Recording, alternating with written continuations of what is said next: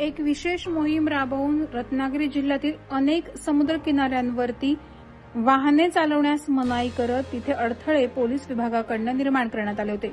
मात्र पोलिसांच्या या आदेशाकडे चक्क दुर्लक्ष करत पुन्हा एकदा दापोली तालुक्यातील हर्णे येथील समुद्र किनाऱ्यावर पर्यटकांकडून हुल्लडबाजी करण्याचा प्रकार पुन्हा एकदा उघड झाला आहे। यावरून पोलिसांची तर भीतीच राहिली नाही की काय असा प्रश्न निर्माण होतो आहे। दिवाळीच्या सुट्टीमुळे दापोली तालुक्यातील समुद्रकिनारी असलेल्या गावांमध्ये मोठ्या संख्येने पर्यटक आले असून ते खास समुद्रकिनारी फिरण्यासाठी आलेत। मात्र त्यातील काही पर्यटक हुल्लडबाजी करत असल्याची माहिती ग्रामस्थांकडून देण्यात आली। हर्णे येथील समुद्र किनाऱ्यावर आपली वाहनं नेऊन हुल्लडबाजी करण्याचा प्रकार आज उघड झाला। पर्यटनासाठी आलेल्या अनेक पर्यटकांना समुद्राच्या भरती ओहोटीचं वेळापत्रक माहीत नसल्याने समुद्रकिनारी नेलेली वाहनं भरतीच्या पाण्याने किनारी चुरतून बसल्याच्या घटना सुद्धा घडल्या आहेत। अनेक पर्यटक समुद्रकिनारी वेगानं वाहनं चालवून स्टंट करत असल्याने किनाऱ्यावरील इतर पर्यटकांना त्याचा त्रास होतो आणि अपघाताचा धोकाही संभवतो।